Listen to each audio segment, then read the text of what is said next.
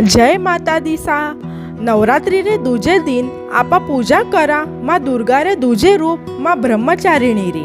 ब्रह्म रो अर्थ है तपस्या और चारिणी रो अर्थ है आचरण करवा वाली, यानी साक्षात तपस्या रो स्वरूप।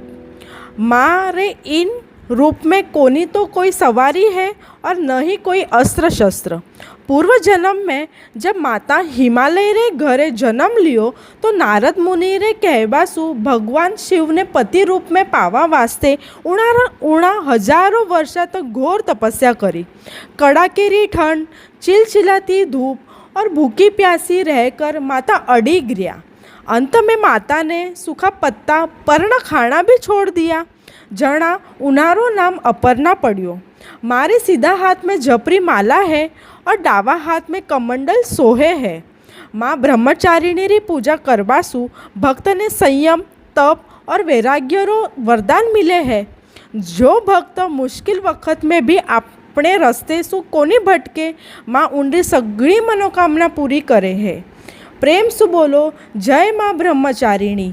तीजे दिन री कथा सुनवा वास्ते जुड़्या रहेजो।